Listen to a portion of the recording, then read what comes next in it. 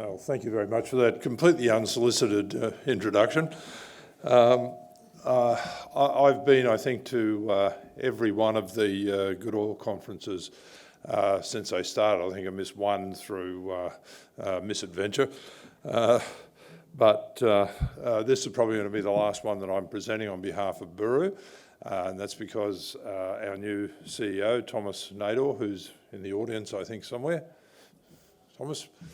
Yep, up the back there, who you may know through his role in Beach as their development manager for all their assets across Australia. So Thomas has recently started with us, and that's going to give me the chance to step back a little bit and focus on new ventures and development. So why would Thomas come and join us right now? Well, apart from the fact that Buru is a great company and his chairman is a great guy, that would be me, of course. The oil and gas sector is coming up back to life after some very dire couple of years, and I think it was Mark Twain who famously said, "The reports of my death have been greatly exaggerated." And that's pretty much where we are in the oil and gas business. Thank you. And this pretty much illustrates how we're coming back to life. The 1 year Brent price and the 1 year European gas price. If you saw this in any other commodity, the market would be following it pretty hard. If you look at lithium, cobalt, and all the rest of the so-called green minerals. And if you look on the right side, there's the 5 year graphs. So the 5 year oil price, Brent's essentially doubled since 2018, and the ASX 200 energy is flat to 2018. So that tells you we've got a long way to go to get back to where our market values should be. So let's try again. No. Don't know what is going on. Yeah. Apologies. It's not working for me. Yeah. No. I've got it. Got it. Thank you. Apologies. So what do you look for when you're going to invest in a small oil and gas company? Now, I'm very heavily invested in Buru. I'm very long in Buru, but I see lots of other opportunities in the sector. So one of the things that you look for to start with, of course, is board and management.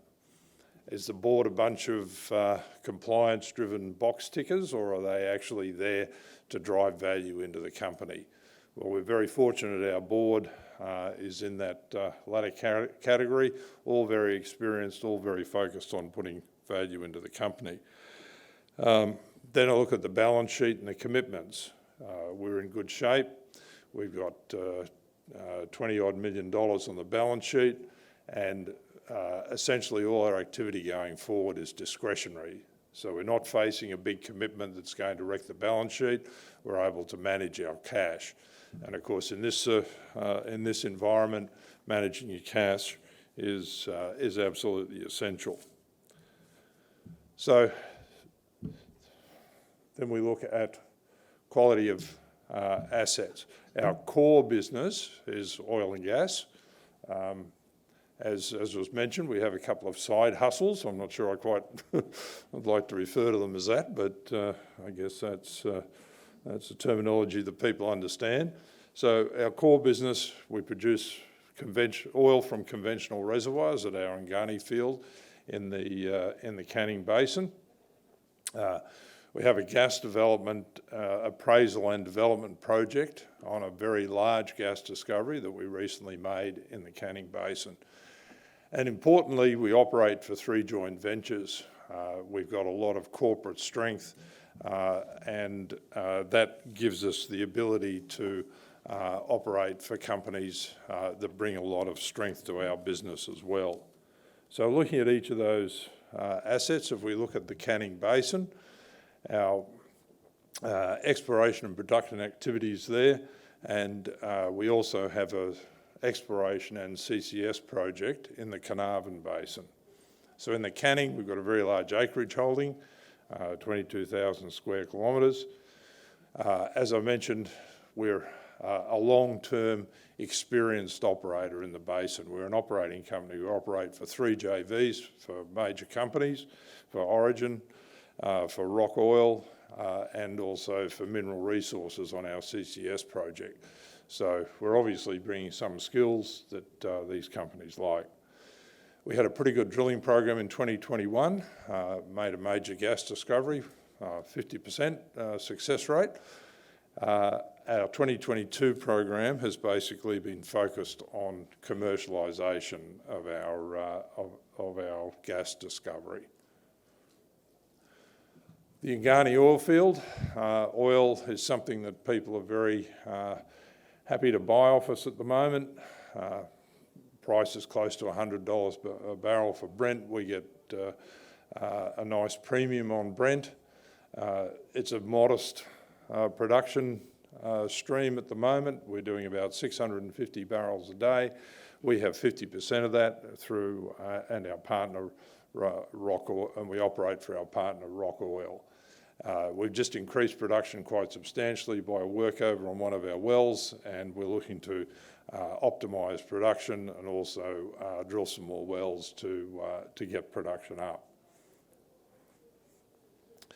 Of a lot of importance to us, obviously, is our recent gas discovery in the Canning. We've been looking for this for some time. The key to it is that it's a conventional oil discovery. We have a huge unconventional gas endowment in the basin, and obviously developing unconventional resources in Western Australia is still subject to further regulation. So a conventional discovery has been a great outcome. Had relatively modest flow rates compared to what people have been seeing in the Perth Basin, 7.6 million a day, but that was only one of 3 zones in the well. So we're confident we're going to be able to get that up substantially. Of a lot of importance is that there's about 40 barrels a million of condensate. And again, the Perth Basin discoveries are 5 to 10 barrels a million.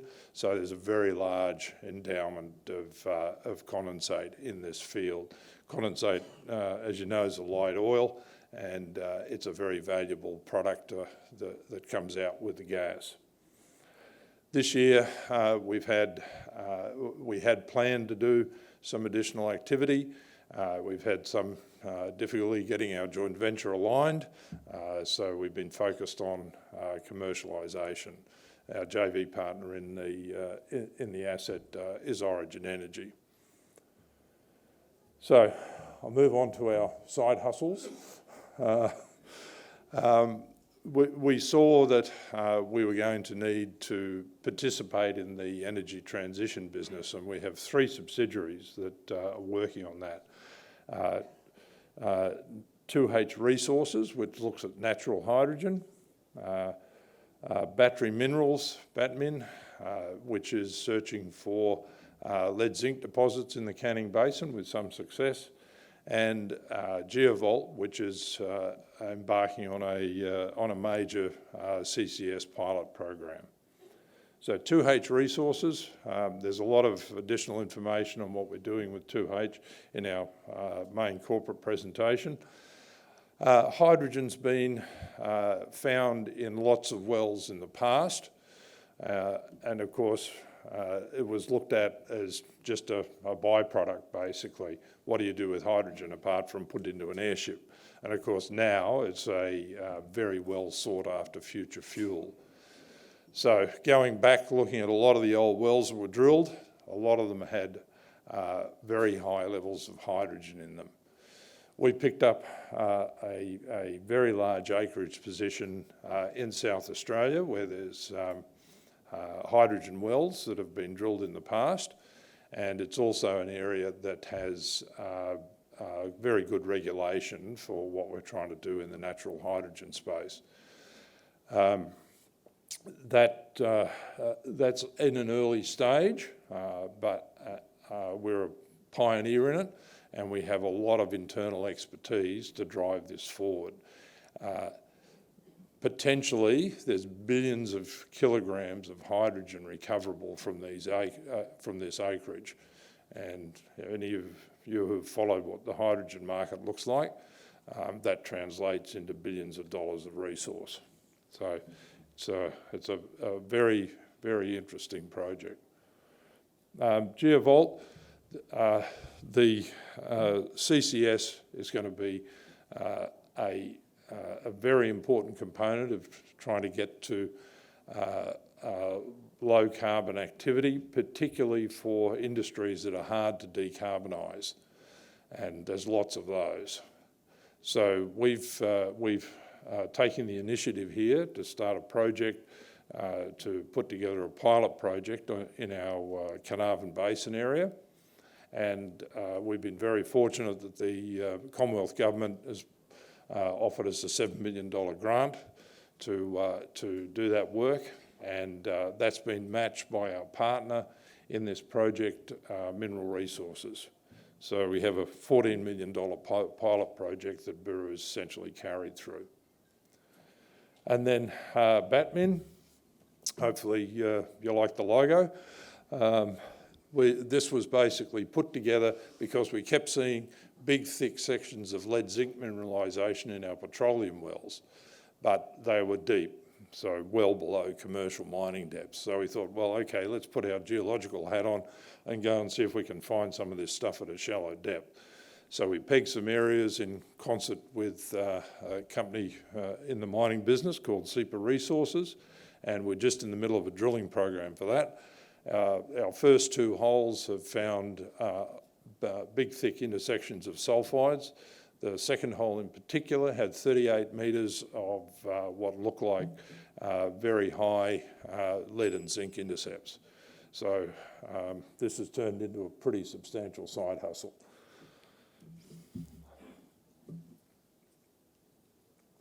So to sum up, our core oil and gas business is in good shape, making good money out of our oil production. We've got a very, very interesting gas discovery and a lot of prospects to follow up in the Canning Basin, and also a drilling program in the Carnarvon Basin. And our energy transition businesses have gone from inception to having real value over the last couple of years. So we've got a nice rounded portfolio, and we've got lots of activity going on. So thank you very much for your attention.